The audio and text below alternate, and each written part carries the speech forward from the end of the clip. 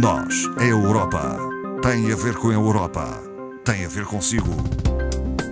À sexta, uma reflexão sobre a atualidade europeia. Nesta tarde de sexta-feira, a conversa é com Ana Rita Barros, formadora do Centro de Informação Europeia Jacques Delors. Boa tarde. Muito boa tarde, Ana Marta. Doutora Ana Rita Barros, uma primeira referência a uma proposta da Comissão Europeia relativa à criação do chamado Fundo Monetário Europeu. O que é que se pretende com a criação deste fundo, que poderá ter paralelo com o Fundo Monetário Internacional? É isso? Exatamente. Sim. É. Portanto, é o congénero, digamos, a nível europeu, e é exatamente para funcionar como um fundo de resgate dos Estados, das dívidas dos Estados, e atuar como uma garantia para os bancos europeus, e será já apresentada na próxima semana, quer ao Eurogrupo, quer depois à Cimeira Europeia, que se realiza neste mês de dezembro. A intenção, então, de avançar mesmo nesse sentido? Embora sem grandes consensos, mas avançar nesse sentido muito rapidamente, porque isto foi uma proposta já adiantada no discurso do Presidente da Comissão, Juncker, perante o Parlamento Europeu em setembro, e rapidamente estão-se a pôr no papel, digamos, as propostas inovadoras em termos do futuro da União Europeia. Que incluem as funções ou um novo cargo de Ministro de Finanças Europeu. Um novo cargo. Será, de facto, um ministro a um nível bastante elevado, porque vai conciliar a pasta das finanças e da economia. Portanto, terá a seu cargo toda a política económica, como a estabilização do euro, o estímulo também da zona euro, a convergência das economias dos países, medidas para o crescimento, medidas para o emprego, e, portanto, é um ministro das políticas nesta área, o que vai ser importante para o futuro da União Europeia, e nem sempre é bem aceite pelos Estados, ou pelo menos para alguns Estados. Era isso que ia perguntar-lhe, se havia algum consenso em relação, digamos, a esta proposta, à criação do Fundo Monetário Europeu e desse super-ministro. Nem de uma coisa nem de outra. Há sempre uma divisão entre países do Norte e os países do Sul, chamados da periferia, porque os países do Norte são contribuintes líquidos da União, de maneira que o que dizem esses países, com um eixo muito central em Berlim, é que é preciso baixar, segundo as palavras deles, o nível de ambição. Politicamente correto, não é? Este nível de ambição. Portanto, os países do Norte só aceitam mecanismos de solidariedade se os da periferia aceitarem reduzir os seus riscos e aumentarem as suas responsabilidades. Os países da periferia têm uma visão contrária, exatamente propõem a tese de mais solidariedade primeiro e assumir responsabilidades depois. Claro, como isto gera sempre muitos valores financeiros de um lado para o outro, nem sempre estas políticas são de consenso.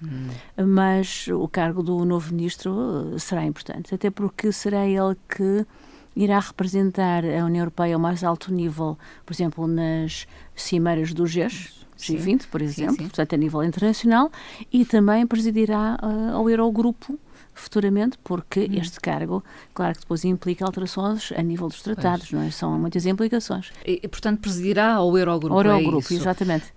Nós sabemos ontem que o ministro Mário Centeno, o ministro das Finanças português, irá candidatar-se a este cargo. Exatamente. Digamos, será por um período curto, então, previsivelmente?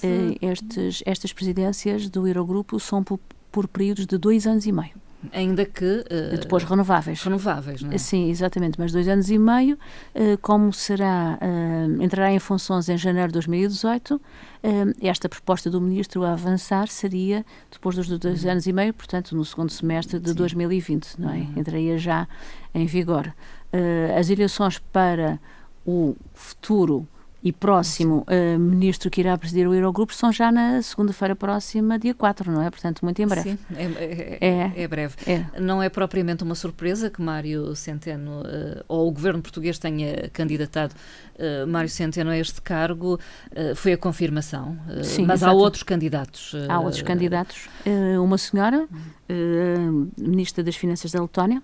Como nós sabemos, a Letónia é um país que entrou recentemente, mas tem tido uma boa prestação, quer em déficit, quer em dívida pública, quer em taxas de crescimento. Uma taxa de crescimento neste momento de 4% que tem a Letónia. Também o Ministro das Finanças da Eslováquia é um candidato que também é apoiado pelos partidos com assento no Eurogrupo.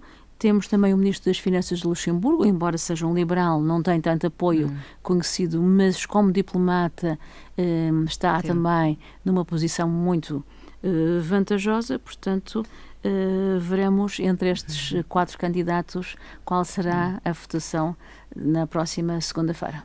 Diria que Mário Centeno tem boas possibilidades de ser eleito. Sim, o Financial Times diz hoje que de facto tem muito boas possibilidades porque é apoiado não só pelos socialistas europeus que têm representação no Eurogrupo, como pelo Partido Popular Europeu. Portanto, tem uma boa base de apoio dentro do Eurogrupo, que são os votantes, são os seus pares que são os votantes. Veremos os resultados da próxima segunda-feira.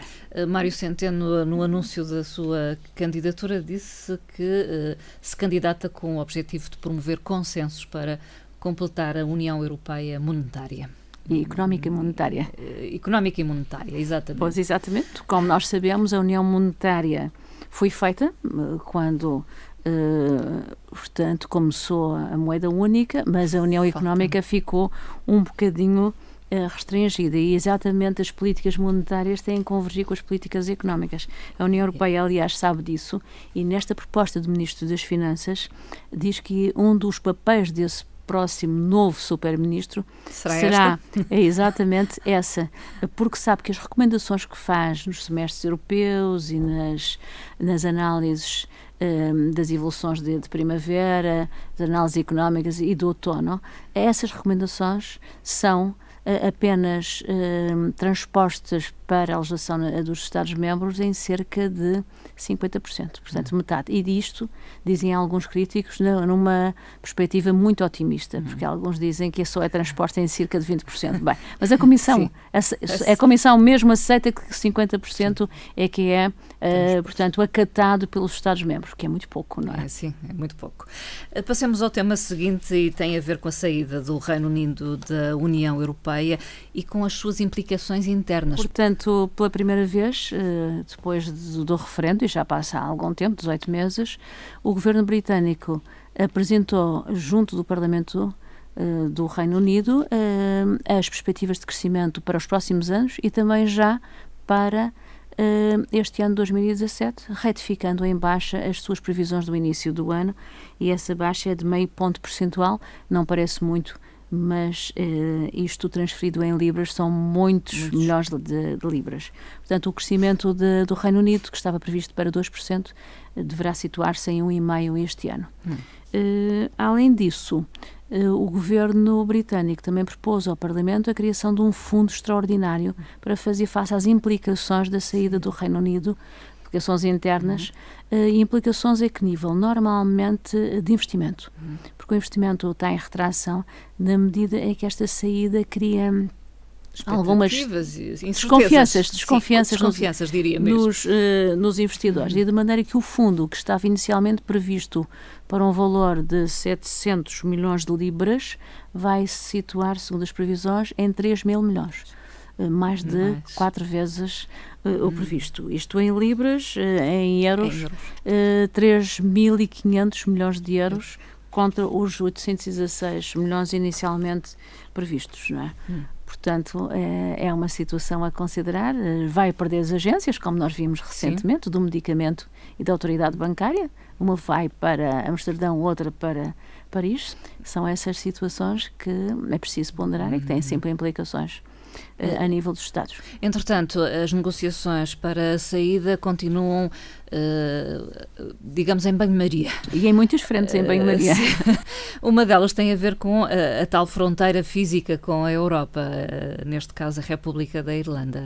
É a única fronteira física com a Europa, são 500 quilómetros de fronteira e que, segundo a República da Irlanda, tem imensas implicações e que às vezes os britânicos não querem aceitar. Desde logo empresas que trabalham de um e do outro lado da fronteira, até trabalhadores mesmo, que se deslocam diariamente de um lado para o outro, porque a fronteira não existe, e até há municípios. Há municípios de fronteira entre a República da Irlanda e a Irlanda do Norte que resolveram recentemente, há 3 ou 4 anos, partilhar serviços. Ou seja, em vez de haver duplicação de serviços, partilhavam alguns serviços e tinham funcionários que se deslocam diariamente, chamado, o que eles chamam municípios a 360 graus. E os irlandeses são os mesmos. Portanto, ali um círculo à volta das zonas fronteiriças. E há dificuldades em resolver esta questão, muito, porque ambos os municípios, quer de um lado, quer do outro, abdicam de determinados serviços. Dada a proximidade. Acontece também noutras fronteiras, mas agora o assunto é mais premente nesta. Claro. E o que terá implicações futuras de voltar a reorganizar. E querem manter, mesmo a Irlanda do Norte também quer manter esta situação, que não é fácil. Só abdicando, de facto, do controle físico da fronteira, o que o Reino Unido não está muito receptivo. Não está muito receptivo. Já propôs que, em vez de haver o controle físico com pessoas, houvesse o controle eletrónico, mas o sistema é o mesmo, não é? Portanto, o controle continua. Estes avanços e recuos fazem com que haja muitas expectativas, sim. É que o processo está agendado para a próxima cimeira a nível de Conselho Europeu, que é agora já a meados deste mês de dezembro, e, portanto, não parece que se vai resolver. Que serão dados grandes passos. É dos muitos entraves, digamos, porque à saída a República da Irlanda põe mesmo a hipótese de vetar a continuação das negociações relativamente ao acordo comercial, caso o Reino Unido não garanta a ausência de fronteira nesta zona. Portanto, é uma situação a acompanharmos nas próximas conversas. Sim, exatamente. Foram divulgados os resultados do concurso para bolsas de investigação de 2017 e Portugal, ou alguns projetos portugueses foram contemplados. É isso? 8 projetos portugueses, sim. Portanto, foram 329 vencedores, num total de um envelope de 630 milhões de euros, e no caso português, 8 projetos que têm uma dotação de 16 milhões de euros. É muito dinheiro. Em média, cada projeto tem um valor de 2 milhões a 2 milhões e meio de euros. E são projetos de que áreas? As mais variadas? Mais variadas. Desde ciências sociais até as chamadas ciências da vida, portanto, que essas são as áreas da medicina e dos medicamentos, e passando também pela física. São projetos levados a cabo por investigadores altamente especializados, portanto, são especialistas de topo e que investigam em Portugal nestas áreas. No caso português, os projetos na área das ciências da vida, portanto, da medicina, abarcam estudos da resistência aos antibióticos, regeneração de tecidos e obesidade. Portanto, são os projetos nessa área. Nas ciências sociais também há vastíssimos projetos e normalmente estão distribuídos por centros de investigação. Das universidades. Das universidades e não só. Portanto, neste caso, foram contempladas 3 universidades: Universidade de Lisboa, Universidade Nova de Lisboa e a Universidade do Minho, e também as fundações Carlos de Gulbenkian e 3 projetos da Fundação Champollion. A Comissão Europeia e o Banco Europeu de Investimento criaram um serviço de apoio às cidades. E este serviço é apoiado pela Comissão, tem a ver com projetos de investimento e de financiamento do BEI, Banco Europeu de Investimentos, com sede no Luxemburgo, e que contempla condições muito vantajosas de financiamentos para as mobilidades, para a regeneração urbana e para a inclusão social nas cidades, que é cada vez mais um problema. Sim. As cidades são procuradas pelas pessoas, não é? Para viver e trabalhar, e não têm muitas vezes capacidade para alojar e não só. E qualificar as pessoas, muitas vezes são assuntos de as questões de mobilidade também se colocam, provavelmente. Não? Com implicações a nível energético, a nível climático, a nível de poluição. Vimos recentemente em Madrid. aquelas medidas... Afetada portanto, pela poluição, enfim, devido também um pouco às também condições à meteorológicas. sim. Mas são implicações muito graves, porque há pessoas nas grandes cidades, há trabalhadores que demoram 2 horas a 2 horas e meia a chegar ao emprego e vice-versa. O que tem muitas implicações, e tem implicações até a nível familiar, porque assim não se consegue aumentar a natalidade, porque é uma situação complicada para gerir estas questões familiares. Este serviço irá chamar-se Urbis, bem a propósito. Urbis, chama-se Urban Investment Support, e é para acompanhar os processos. O que é de inovador é para acompanhar os processos desde a sua criação. Muitas vezes os municípios, isto é, dirigido aos municípios ou empresas municipais, têm dificuldade em iniciar os projetos, ou têm dificuldade a alavancar em termos financeiros. E até podem ser conjugados comunicações intercidades, ou cidades e as cidades de periferia, onde as pessoas normalmente... Os chamados dormitórios. Exatamente, habitam. E nessa concepção e planeamento é apoiado quer por este serviço, desde a execução de estratégias de investimento, consultoria técnica, financeira, portanto, opções inovadoras em termos de financiamento e até a conjugação deste financiamento, que o financiamento é pago e é pago com juros durante um período, mas pode ser conjugado com os fundos estruturais que são dados a fundo perdido, como nós sabemos. Porque a previsão europeia é que daqui a 30 anos, portanto 3 décadas, 80% dos europeus vivam em cidades.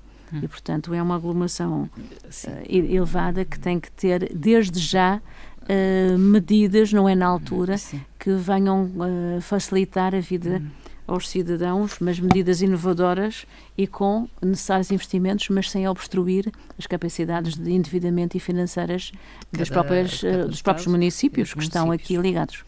Vamos terminar esta nossa conversa, doutora Ana Rita Barros, com uma frase que poderá, digamos, adaptar-se bem aos tempos que vivemos, em que a ameaça nuclear paira um pouco no ar, por conta, enfim, das provocações do líder da Coreia do Norte, não é? Sim, que nós conhecemos. E das reações do líder norte-americano também. Mas que também, entre uns e outros, estamos nós, não é? Exatamente. O que é importante, exatamente. Não é? E situações menos complicadas deram origem, se nos lembrarmos, à Primeira Guerra Mundial, portanto temos que estar perfeitamente prevenidos. É uma frase de um dos pais fundadores da União Europeia, Jean Monnet, e que é completamente atual. E Jean Monnet dizia o seguinte: a paz mundial não poderá ser salvaguardada sem esforços criadores à medida dos perigos que a ameaçam. Portanto, julgo que é bem consentânea com os tempos que correm e com a situação atual. Doutora Ana Rita Barros, até uma próxima conversa. Até à próxima. Muito obrigada. Obrigada.